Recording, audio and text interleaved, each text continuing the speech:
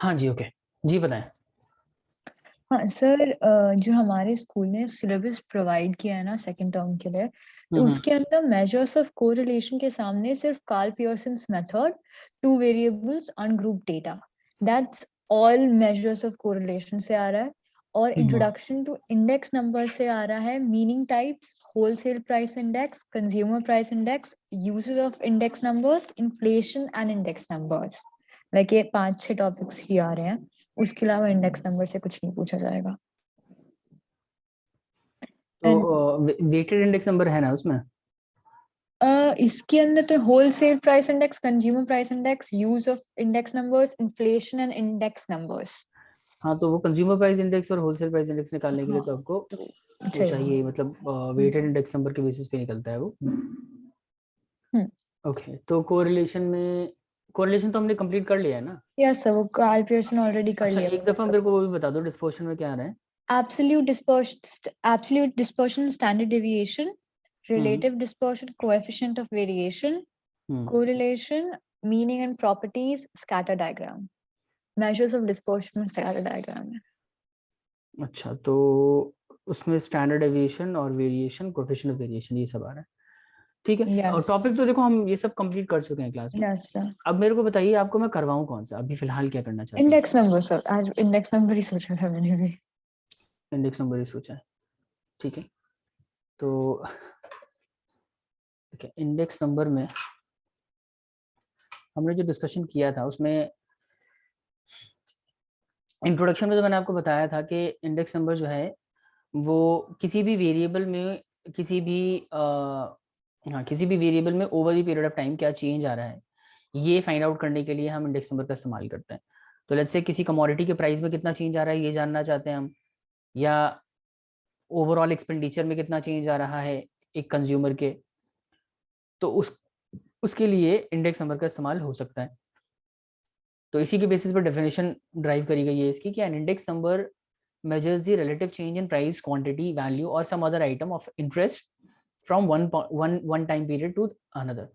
और a simple index number measures the relative change in one or more than one variable, मतलब कि index number के basis पे आप एक या एक से ज्यादा वेरिएबल में कितना कितना चेंज आया है over the period of time, ये फाइंड आउट कर सकते हैं। तो इसके अलावा हम इस तरीके से भी इसको डिफाइन कर सकते हैं कि an index number measures how much a variable changes over a time. फिर डेफिनेशन है इसकी, ये पढ़ लीजिएगा आप, ये तो इजी है। कैरेक्टरिस्टिक्स पे भी हमने डिस्कशन किया हुआ है कि इंडेक्स नंबर जो है, index number are specialized averages, averages ही है बेसिकली। बस ये जो है एक पर्टिकुलर पॉइंट इन टाइम के कॉन्टेक्स्ट में कैलकुलेट नहीं होता। यहाँ पे हम बात करते हैं कि over the period of time किसी भी चीज की वैल्यू में कितना चेंज आ रहा है, तकरीबन एवरेज बेसिस पे कितना चेंज है। तो लेट्स से अगर मैं कहता हूँ कि हम 4 कमोडिटी कंज्यूम करते हैं, ए बी सी डी, और ए कमोडिटी का प्राइस पर 10 था, बी का 15 था, सी का 50 था और डी का 100 था। आज की डेट में उनकी कीमत जो है वो भी बता दी मैंने। अब जब अब इसको कंपेयर करते हो ना, आपको पता लगता है कि ओवरऑल इन 4 चीजों का जो रेट है ना, तकरीबन 25%, 25% इंक्रीज हुआ है। तो ये 25% है वो एक्यूरेट थोड़ी है, वो एक मतलब एक मतलब अप्रोक्सीमेट वैल्यू है कि 25% तकरीबन चीजों की वैल्यू बढ़ गई। तो इसीलिए हम कहते हैं कि इंडेक्स नंबर के बेसिस पे जो आंसर मिलता है ना, वो एक तरह का एवरेज ही होता है, कि ऑन एन एवरेज कितना चेंज आया किसी चीज की वैल्यू में, यही आप फाइंड आउट कर सकते हैं उससे। Index number measures the change in the level of a phenomena, ये तो पता ही है आपको। Index number measures the effect of change over a period of time. तो किसी भी चीज में चेंज कैलकुलेट करता है, एवरेज बेसिस पे कैलकुलेट करता है, और over a time period calculate करता है। ये इसके 3 कैरेक्टरिस्टिक्स हैं। फिर हमने बात करी थी कि इंडेक्स नंबर अलग अलग तरीके के हो सकते हैं। इंडेक्स नंबर वेटेड हो सकता है या फिर सिंपल हो सकता है। सिंपल मतलब अनवेटेड। सिंपल में सिंपल एग्रीगेट, दो तरीके से सिंपल इंडेक्स नंबर हम फाइंड आउट कर सकते हैं। सिंपल एग्रीगेटिव मेथड होता है इसके अंदर, और simple average of price relative होता है। ऐसे ही वेटेड इंडेक्स नंबर को भी 2 मेथड से सॉल्व किया जा सकता है। अब देखो इसमें 3 जो है ना, जैसे simple aggregative, simple average of price relative, और आपका weighted average of price relative, ये 3 तो बहुत आसान है। ये तो इनफैक्ट अभी के अभी खत्म हो जाएंगे। वेटेड एग्रीगेटिव जो है, ये है तो आसान, लेकिन इसमें फर्दर 3 डिविजन किए गए हैं। फिर इसके अंदर ना वेटेड एग्रीगेटेड मेथड से अगर हम इंडेक्स नंबर फाइंड आउट करना चाहते हैं, तो इसके अंदर आपका लेस्पियर मेथड आता है, पाशे आता है, फिशर्स आइडियल मेथड आ जाता है, तो ये थोड़ा सा इस वजह से लेंदी हो जाता है। तो हम लोग एक काम करते हैं, इन 3 कॉन्सेप्ट पे हम पहले क्वेश्चन कर लेते हैं, वेटेड वाले की हम बाद में बात करेंगे। तो इसके लिए मैं आपके सामने क्वेश्चन वो फॉर्मूला लिख देता हूँ वापस से, ताकि आपको रिकॉल हो जाए। इंडेक्स नंबर कैलकुलेट करने का फॉर्मूला क्या है, तो देखें फॉर्मूला बहुत सिंपल है। सबसे पहले तो आप समझ लें कि इंडेक्स नंबर हम दो तरीके से कैलकुलेट करते हैं ना। इंडेक्स नंबर तो एक होता है आपका simple index number,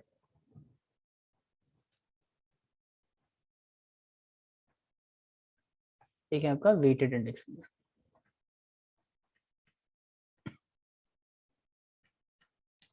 simple index number में 2 मेथड आते हैं। सिंपल एग्रीगेटिव मेथड, इसको मैं शॉर्ट में लिख रहा हूँ, आपके नोट्स में अगर आपने लिखा हो तो आपको पता होगा। Simple average of price relative method, एक तो ये होता है, और एक होता है simple aggregative method. Simple aggregative method, तो सिंपल एग्रीगेटिव मेथड बहुत सिंपल है। सिंपल एग्रीगेटिव मेथड में आप क्या करते हो कि आप कैलकुलेट करते हैं P01 equals to sigma P1 divided by sigma P0 into 100, ये फॉर्मूला अप्लाई करते हैं। लेकिन यहाँ पे थोड़ा चेंज है, यहाँ पे हम क्या करते हैं, यहाँ करते हैं सिग्मा ऑफ प्राइस रिलेटिव, यानी कि P1 बाई P0 इंटू 100, और इसको डिवाइड करते हैं हम नंबर ऑफ आइटम से। ठीक है, तो एक काम करते हैं, सबसे पहले तो हम इसी पे क्वेश्चन सॉल्व कर लेते हैं, उसके बाद हम वेटेड पे चलेंगे। ठीक है अनवीच, इतना यहाँ तक क्लियर है बात? Yes, sir. Yes, sir. तो एक क्वेश्चन मैं लिख लेता हूँ, मैं यहीं से देख लेता हूँ ना।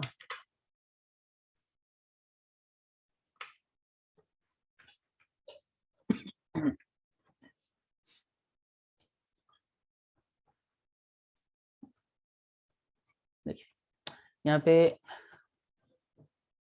कुछ इस तरीके से डेटा गिवन होगा आपको ना, आइटम्स दे रखे होंगे, कमोडिटीज दे रखी होंगी। तो item A, B, C and D, ये 4 कमोडिटीज हैं। इन 4 कमोडिटीज का आपको प्राइस गिवन है। ठीक है, प्राइस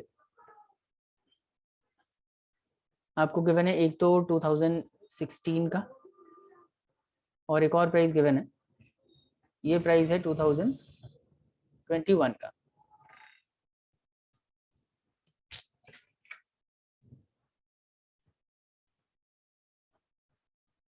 ए कमोडिटी का प्राइस 2016 में मान लेते हैं 100 था, इसका 50 था, इसका 20 था, और इसका 400 था।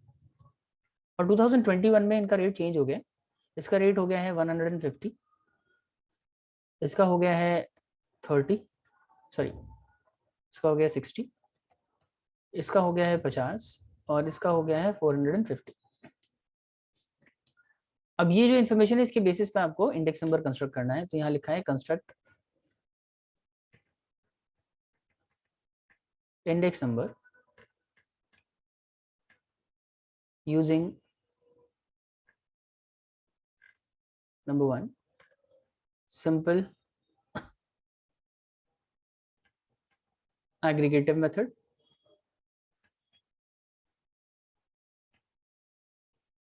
और एक और क्वेश्चन है बी पार्ट इसका, calculate construct index number bye simple average of price relative method.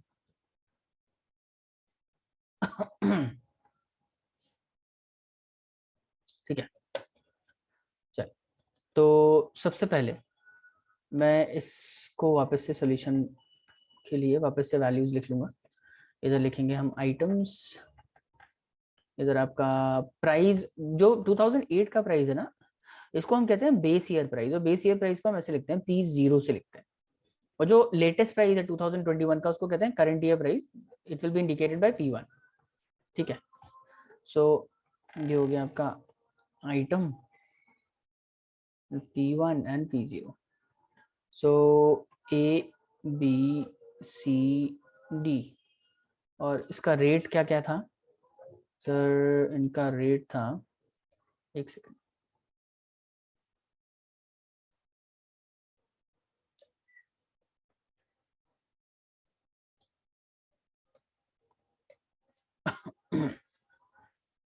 हाँ जी, तो ये रेट गिवन है,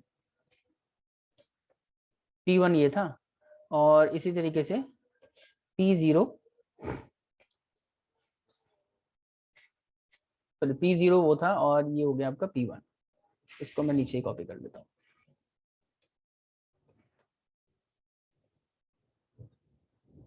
ठीक है जी, अब क्या करना है? अब आप फॉर्मूला अप्लाई करोगे। क्या फॉर्मूला है? सिंपल एग्रीगेटिव मेथड का क्या फॉर्मूला है बताइए? सिंपल एग्रीगेटिव का क्या फॉर्मूला है चेतना? सिंपल एग्रीगेटिव मेथड का formula P01 is equal to sigma P1 by sigma P0 into 100. Into 100। So sigma P1 का क्या मतलब है? यहाँ पे सिग्मा P1 का मतलब है जो करंट ईयर का प्राइस है ना, इसका टोटल सिग्मा P1 कहलाएगा। इसको टोटल कर लीजिए, 150 प्लस 60 210, 210 प्लस 50 260, 260 में 400 ऐड करेंगे तो ये हो जाएगा 460, 460 में हम 50 ऐड करेंगे तो ये हो जाएगा 710। कोई गलत कर दिया क्या मैंने? 510 होगा क्या? 210, एक मिनट, 210, 260, 710। और इसके बाद फॉर्मूले में P0 जो है ना डिनोमिनेटर में, इसका मतलब है summation of the base year price. तो 100 प्लस 50 150, 150 प्लस 220, ये हो जाएगा 170, 170 में आप 400 ऐड करोगे तो ये हो जाएगा आपका सिग्मा P0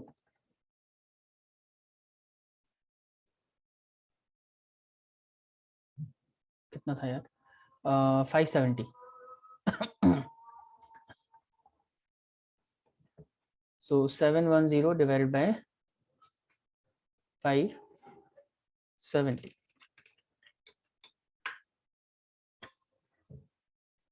इंटू 100। उसको सॉल्व कर लेंगे, जो भी वैल्यू आएगी वो हमारा इंडेक्स नंबर होगा। 710 divided by 570 into 100. So answer is 124.561. 124.56. This is your answer. ठीक है अनवी? Yes, sir. ओके, अब सेम क्वेश्चन जो है ना, ये तो पार्ट ए था इसका। अब हमें यही क्वेश्चन प्राइस रिलेटिव मेथड से भी करना है, simple average of price relative method. So मैं यहाँ पे लिख लेता हूँ सिंपल एवरेज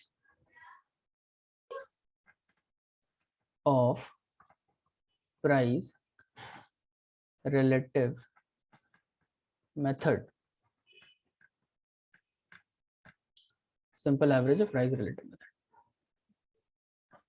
तो simple average of price relative method से इंडेक्स नंबर कैलकुलेट करने का फॉर्मूला है P0 equals to sigma P1 divided by P0 into 100 divided by n।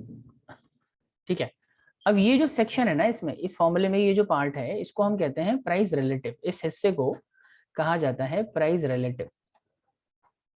और ये जो फॉर्मूला है ये आपको काफी हद तक पहले वाले फॉर्मूले से मिलता जुलता लग रहा होगा। पिछले वाले फॉर्मूले में सिंपल एग्रीगेटिव मेथड में हम क्या करते हैं? तो सिंपल एग्रीगेटिव मेथड में आप गौर करो, पूरा फॉर्मूला ही ये है, पूरा फॉर्मूला ही ये है, sigma P1 divided by P0 into 100।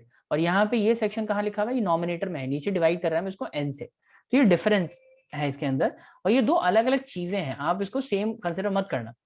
Sigma P1 bye P0 into 100 का मतलब होता है प्राइस रिलेटिव। और प्राइस रिलेटिव किस तरीके से निकलता है ये आपको समझना पड़ेगा। प्राइस रिलेटिव मैं यहीं पे निकाल रहा हूँ। प्राइस रिलेटिव को हम R से इंडिकेट करते हैं बच्चे। तो प्राइस रिलेटिव फाइंड आउट करने के लिए आप क्या करोगे? सब P1 को P0 से डिवाइड करके इंटू 100 करेंगे, हर एक कमोडिटी का सेपरेटली करेंगे। सो 150 डिवाइडेड बाय 100 इंटू 100 कितना हो जाएगा? 150। इसी तरीके से 60 को 50 से डिवाइड करेंगे, इंटू 100 करेंगे, कितना हो जाएगा 120। फिर 50 को 20 से डिवाइड करेंगे, इंटू 100 करेंगे, कितना हो जाएगा ये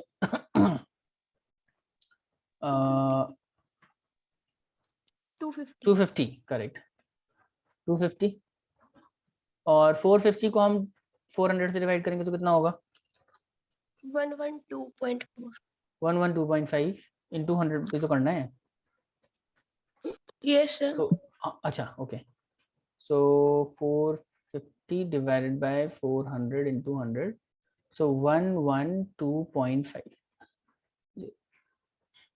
ठीक है अनवी, समझ आ रही है बात, ये रिलेटिव निकला है।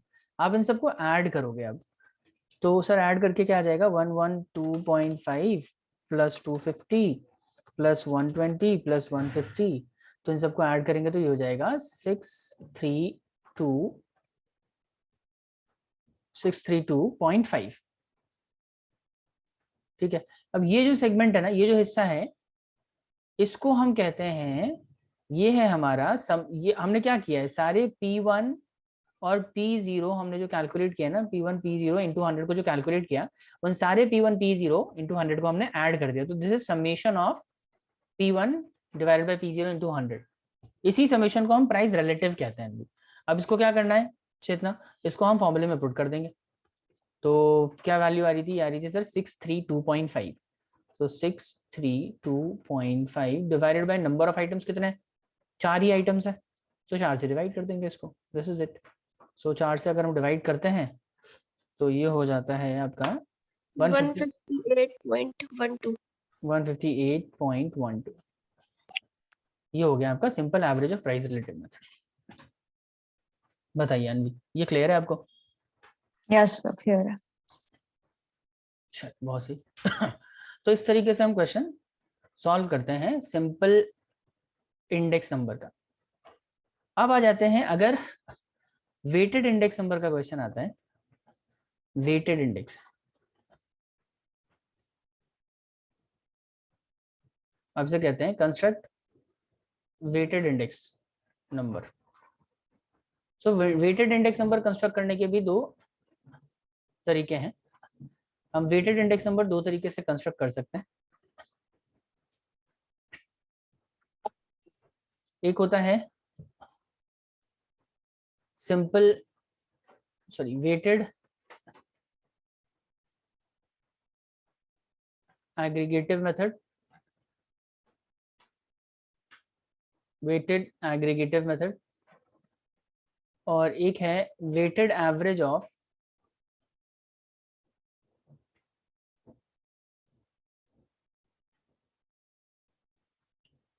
Price relative method.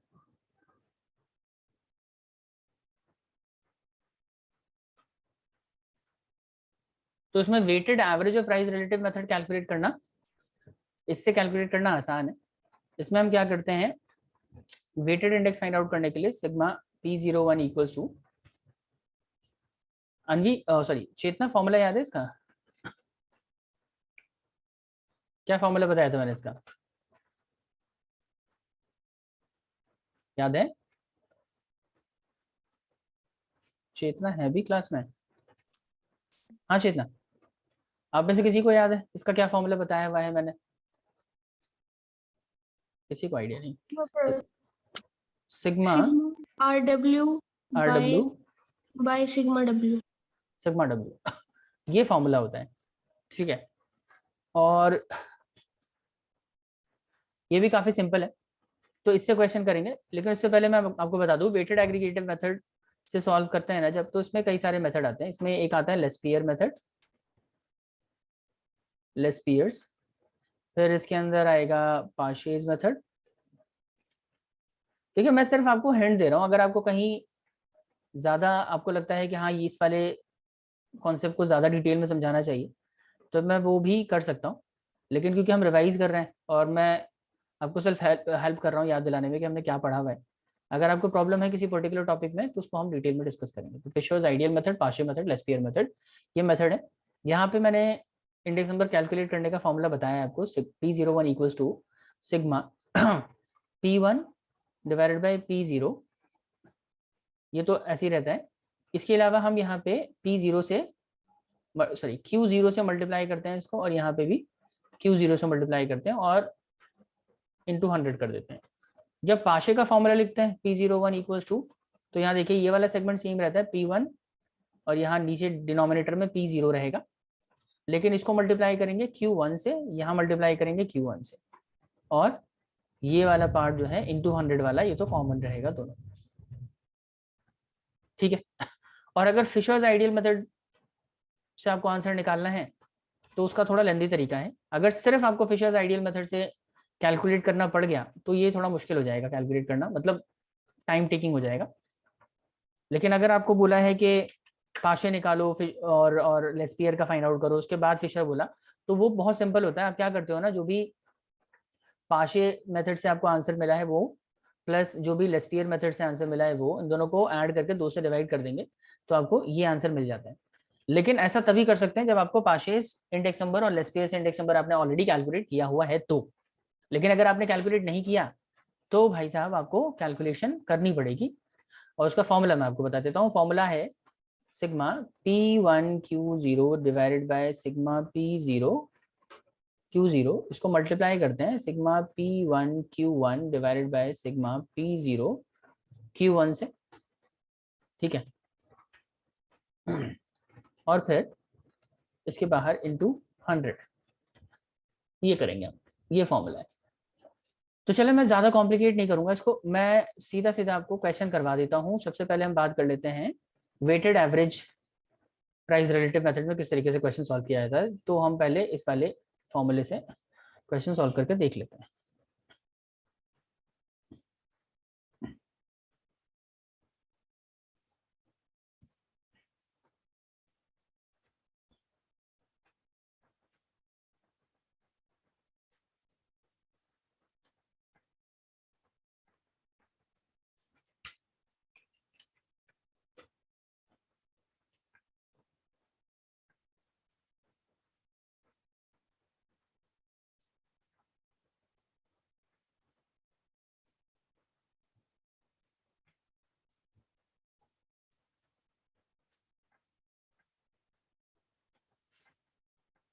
सर हाँ जी, सर आप अगर रिवीजन करवा रहे हैं तो मैं क्लास लीव कर दूं, मेरा मैथ्स का एग्जाम है मंडे को।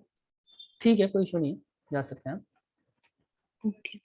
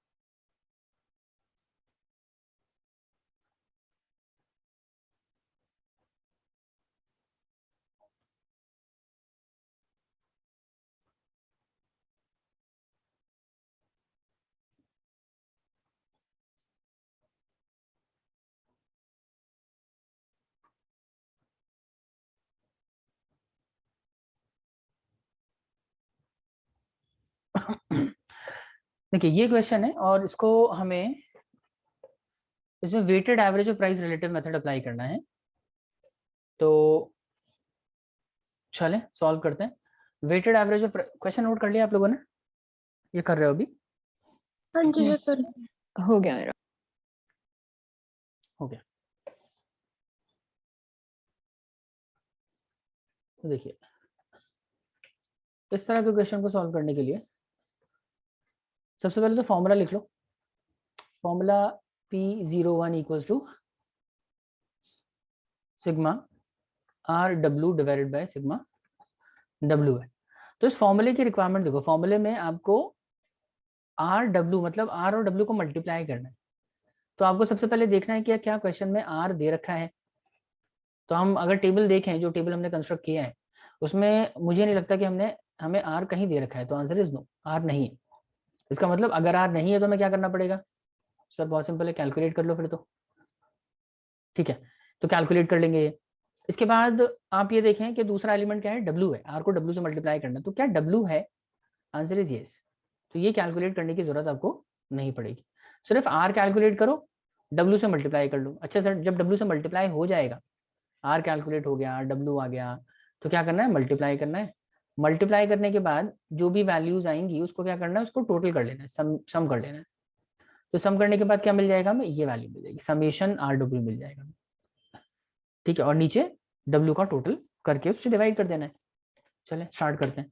तो सबसे पहली रिक्वायरमेंट है इस क्वेश्चन की कि हमें R फाइंड आउट करना है। तो मैं एक और टेबल नहीं बना रहा हूँ, मैं यहीं पे सॉल्व कर देता हूँ इसको, थोड़ा टाइम बच जाएगा। तो हम यहाँ पे R कैलकुलेट करेंगे, और R कैलकुलेट करने का तरीका भी मैं थोड़ी देर पहले बता ही रहा था आपको। R के लिए हम क्या करते हैं, जो भी करंट ईयर की कीमत होती है उसको बेस ईयर की कीमत से डिवाइड करते हैं। तो करंट ईयर है हमारा 2020, क्योंकि लेटेस्ट है तो ये 2020 P1 कहलाएगा। और इसका जो रेट है, बेस ईयर का जो रेट है, उसको हम P0 कहेंगे। तो P1 डिवाइडेड बाय P0, और उसको 100 से आपको मल्टीप्लाई करना पड़ेगा प्राइस रिलेटिव फाइंड आउट करने के लिए। सो सबसे पहले हो जाएगा 25/20 इंटू 100, कितना आएगा ये? 125 120 25 125 देन 60 डिवाइडेड बाय 50, ये हो जाएगा आपका 120। फिर 250 डिवाइडेड बाय 200 25 125, और फिर 120, और ये 120। 20 ठीक है, अब आपको क्या करना है, इन सबको R को, जो भी R आपने कैलकुलेट किया ना, उसको W से मल्टीप्लाई करेंगे।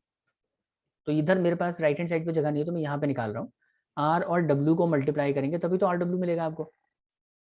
तो R और W को मल्टीप्लाई कर लीजिए। ये है W, वेट का मतलब W, और R आपको मिल गया है। R और W को मल्टीप्लाई करते हैं तो 125 इंटू 6 कितना होगा? 125 into 6 will be 750। yes sir. ठीक है, फिर 10 इंटू 120 1200, फिर 125 इंटू 4 तो ये हो जाएगा 500। 800 125 इंटू 4 कितना बता रही हैं आप? 400 से 500 होगा ना? yes sir. फिर ये हो जाएगा 1440, फिर ये हो जाएगा 600। बस इन सबको टोटल करना है आपको, कर लो फटाफट से। सो 750 प्लस 1200 प्लस 500 प्लस 1440 प्लस 600, ये हो गया आपका 4490। तो सिग्मा RW की जगह हम लिख देंगे 4490, और डिवाइडेड बाय सिग्मा W करना है, मतलब W को टोटल करना पड़ेगा। तो ये 16 प्लस 4 20 20 प्लस 12 32 32 प्लस 5 37 से इसको डिवाइड कर देंगे। बहुत ज़्यादा आ रहा है ये, आमतौर पे इतना ज़्यादा होता नहीं, खैर कोई बात नहीं। सो डिवाइडेड बाय 37, सो ये अच्छा ठीक तो है, 121 ही तो आ रहा है, 121.35, ये हो गया हमारा आंसर। आया समझ? yes sir. Yes, sir. देखिए मैं फिर से बोल रहा हूँ, मैं फास्ट इसलिए चल रहा हूँ क्योंकि हमने ये पढ़ा हुआ है। अगर आपको लगता है कि इस पे हमें और क्वेश्चन करने चाहिए, क्लैरिटी नहीं आ रही है, बात समझ नहीं आ रही, तो आप मुझे बता सकते हो, मैं और भी क्वेश्चन करवा दूंगा इस पे। तो बताइए, कंफर्टेबल है? इतना ही काफ़ी है या और डिस्कस करें इस पे? तो ये तो क्लियर है, और किसी टाइप पे तो नहीं पूछते ना, मतलब कोई एक मिसिंग हो बीच में से, वैसे वाला तो नहीं आता नहीं, ऐसे इसके वाला लिए। नहीं आता, इसी तरह के क्वेश्चंस आते हैं। हाँ ठीक है फिर मैंने आपको वो बताया था ना, सीपीआई निकालने के लिए बोलते हैं, कंज्यूमर प्राइस इंडेक्स वगैरह, तो उसका क्वेश्चन आ सकता है। चलिए मैं करवा ही देता हूँ एक क्वेश्चन जैसा भी। एक क्वेश्चन निकालना पड़ेगा, मेरे पास है नहीं क्वेश्चन।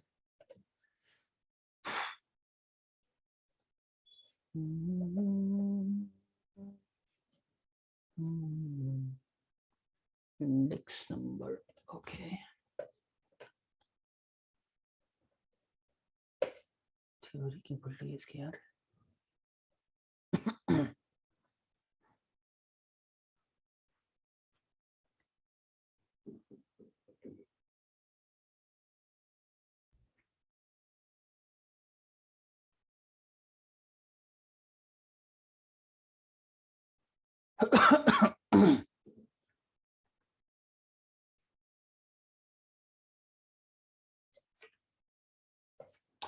अच्छा, एक क्वेश्चन मैं आपको दे रहा हूँ, ये ट्राई करके देखो।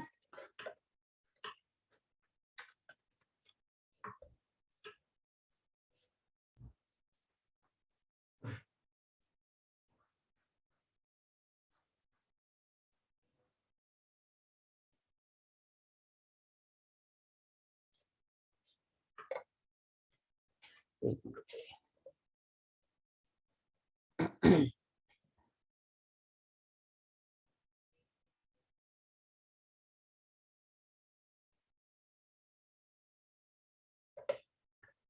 कई दफा ना ऐसे डायरेक्टली नहीं पूछते आपसे कि आप वेटेड इंडेक्स नंबर, मतलब weighted average of price relative method का इस्तेमाल करके इंडेक्स नंबर कंस्ट्रक्ट करें। ऐसे अलग तरीके से सवाल पूछते हैं, मैं आपको दिखा देता हूँ कैसे पूछते हैं।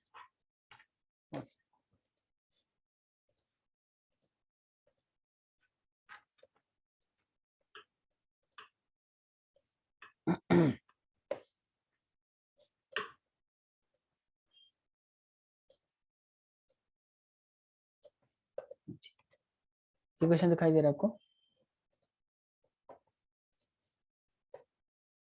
Yes sir. ये क्वेश्चन करना है इनकी और चेतना। इसमें देखो, इसमें क्या लिखा है, an inquiry into budget of middle class family in a certain city give the following information. Expense on item, वो 5 आइटम पे पैसे खर्च कर रहे हैं, फूड पे, फ्यूल पे, क्लोथिंग पे, रेंट पे और कुछ और मिसलिनियस आइटम्स पे। उनका प्राइस आपको गिवन है 2004 का और 2000 और 1995 का। तो 1995 में they use to spend 1400 rupees on food, 200 on fuel, 500 on clothing, and 200 on rent, and on miscellaneous item they were spending 250 rupees. Now in the year 2004, their overall expenditure on these commodities, these items have increased significantly. So 1400 से इस पे 1500 हो गया, 200 जिस पे खर्च करते थे वो 250 हो गया, फिर 750, 300, 400। अब आपसे क्या कह रहे हैं, क्वेश्चन कह रहे हैं what is the cost of living index during the year 2004 as compared with the 1995. So cost of living index निकालना है आपको, इसमें cost of living index construct करना है। तो कॉस्ट ऑफ लिविंग इंडेक्स का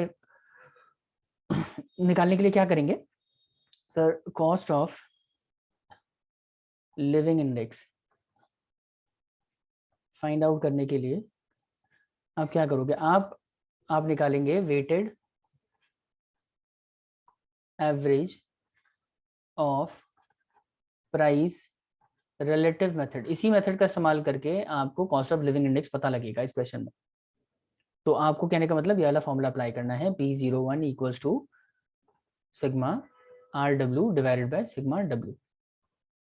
ठीक है। फिर जब नॉर्मली ऐसे पूछते हैं कि वेटेड एवरेज निकालो या प्राइस रिलेटिव निकालो, तो उसके अंदर डायरेक्टली पूछते हैं कि ये निकालो या फिर घुमा फिरा के पूछते हैं कॉस्ट ऑफ लिविंग इंडेक्स निकालो या कुछ और? यार दोनों ही पॉसिबिलिटी है, दोनों ही तरह से वो डिपेंड करता है एग्जामिनर के ऊपर कि अगर डायरेक्टली क्वेश्चन देना चाहते हैं, क्वेश्चन इजी रखना चाहते हैं बच्चे के लिए, तो आमतौर पर ऐसे स्ट्रेट पूछ लिया जाता है कि construct the index number by using weighted average और प्राइस रिलेटिव मेथड।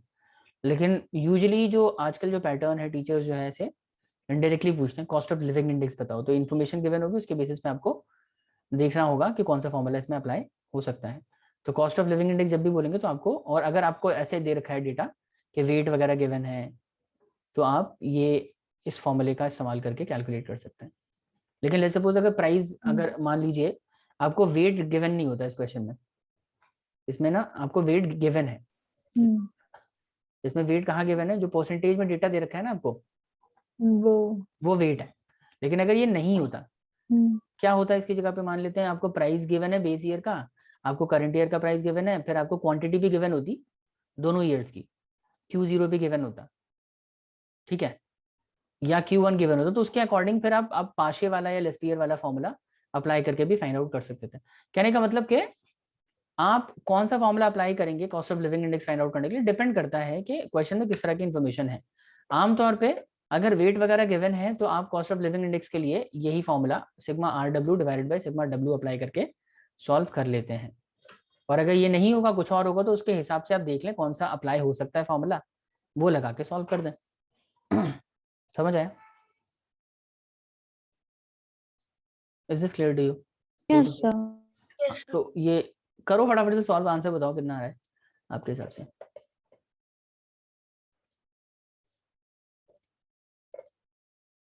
मेरे हिसाब से आंसर इसका 134 के आसपास आना चाहिए। आप लिख लोगे 134.50 के आसपास आएगा आंसर।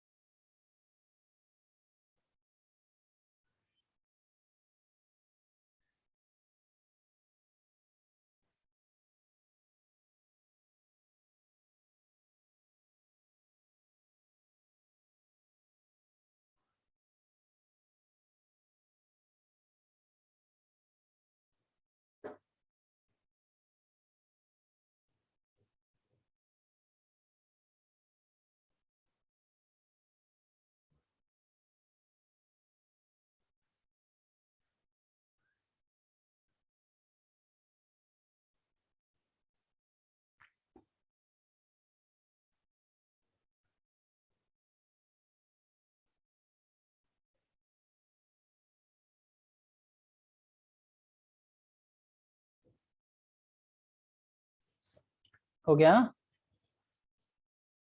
डन। चेतना, नायशा, अनवी सॉरी। सर बहुत ही अजीब सा आंसर आ रहा है पहले उसमें तो। बहुत अजीब सा आ रहा है। हाँ क्योंकि 1500 अपॉन 1400। हाँ तो ये आ जाएगा 107 आ रहा होगा, 107.14। हाँ सर तो वही थोड़ा लंबा हो रहा है ठीक है। उसकी वजह से। बात सब निकल गया है, बस अब प्लेस करना है उसको फॉर्मूला में। करो। चेतना आपका क्या स्टेटस है? सर कहाँ बस 2 मिनट होने वाला है।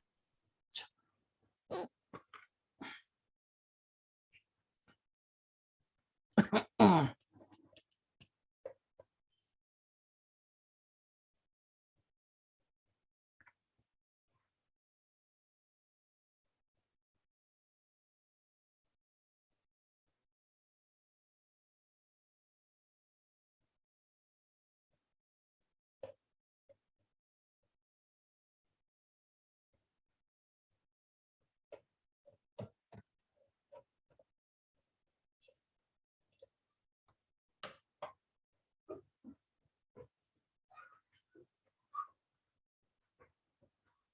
सर 134.49 134.4 आ रहा है।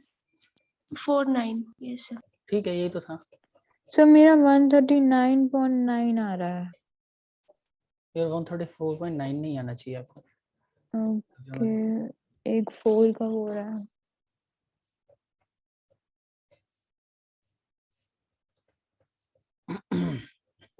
सर लेकिन मैंने किया ठीक से है, पहले W था, फिर R निकाला, WR को मल्टीप्लाई किया एंड देन W का सम करके डिवाइड कर दिया। एक मिनट मैं देख लेता हूँ, मैं टैली कर लेता हूँ यहाँ से। आप मेरे को Okay. वैल्यूज बता देना, एक सेकंड रुक जाओ।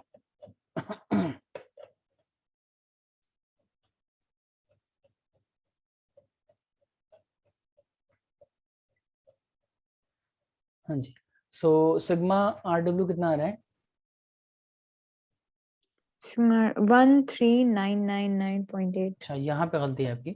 13449.9 आएगा ये।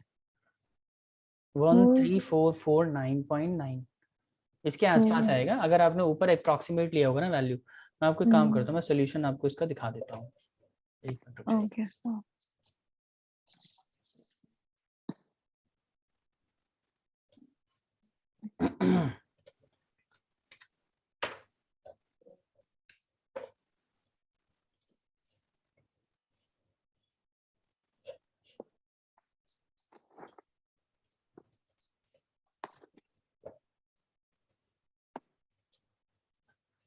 ये इसका आंसर है, देख लीजिए, दिखाई दे रहा है ये। यस सर दिखाई दे रहा है। पहला R सारे सही हैं, ये भी सारे सही है, सिर्फ एडिशन में गलती हुई है देन। यस सर सिर्फ एडिशन में गलती हुई है, बाकी सब सेम है। ओके ठीक है। तो इस तरीके से इंडेक्स नंबर के क्वेश्चन को सॉल्व करते हैं। अब देखो, अब आपको करना क्या है, आप ज़्यादा से ज़्यादा क्वेश्चन इंडेक्स नंबर पे जो बुक में दे रखे हैं वो सॉल्व करिए। कहीं कोई प्रॉब्लम आती है ना अनवी, तो वो Yes, आप डिस्कस करिए। okay, sir. ठीक है, फिर अभी इस चैप्टर को तो हमने कवर कर लिया। देखिए, इसके जो एडवांटेजेस या लिमिटेशंस हैं वो तो आप सेल्फ स्टडी से खुद भी कवर कर सकते हैं। एक बार ये उसको गो थ्रू कर लीजिएगा, एक बार रीड कर लीजिएगा। अगर कोई प्रॉब्लम होती है एडवांटेजेस या लिमिटेशन जो बुक में है तो वो उसको अलग से हम कवर कर लेंगे। बाकी थ्योरेटिकल पार्ट में मुझे ऐसा नहीं लगता कि मुझे कुछ करवाने की ज़रूरत है इसमें। अगर आपको समझ आता है कि इंडेक्स नंबर है क्या, तो आप वो सारा पार्ट कर सकते हो खुद भी। ठीक है, All right. और इस पे और जो क्वेश्चन है बुक में वो अटेम्प्ट करिए। कोई प्रॉब्लम आएगी तो उसको अगली क्लास में डिस्कस करेंगे। अदरवाइज अब बच जाता है आपका कोरिलेशन डिस्पर्शन, कल भी क्लास करेंगे। तो कल Yes, sir. हम, आप बताइए कि कौन से चैप्टर को डिस्कस करना So है। correlation तो हमने कर ही लिया, तो सिर्फ कोरिलेशन dispersion तो अभी करना रिसेंटली है। कंप्लीट किया, उसको डिस्कस करने की हाँ। जरूरत है भी नहीं। डिस्पर्शन कर लेंगे, डिस्पर्शन काफी लेंदी है, खास करके उसमें हम्म। स्टैंडर्ड डेविएशन वाला जो टॉपिक है वो तो बहुत ज्यादा लेंदी है। तो वो मैं एक बार आपको करवा दूंगा वापस से। फॉर्मूला आप ना एक बार देख लीजिएगा, जो हमने चैप्टर किया था तब डिस्पर्शन का, उसमें फॉर्मूले बहुत सारे लिखवाए थे मैंने। तो अगर आप वो प्रिपेयर करके बैठोगे तो ज़्यादा आसानी रहेगी, तो जल्दी कवर कर लेंगे हम। ठीक है चेतना, अगर आपको भी डाउट रहेगा डिस्पर्शन वाले चैप्टर से तो वो बताइएगा। एक कोई स्पेसिफिक टॉपिक अगर कहीं प्रॉब्लम होगी तो हम उसको कवर कर लेंगे। Yes, sir. ठीक है, तो आज इतना ही रहने देते हैं। ठीक है, नेक्स्ट क्लास में मिलते हैं, कल मिलते हैं इंशाल्लाह। चलो, okay, Okay, sir. Bye. Thank you. Thank you.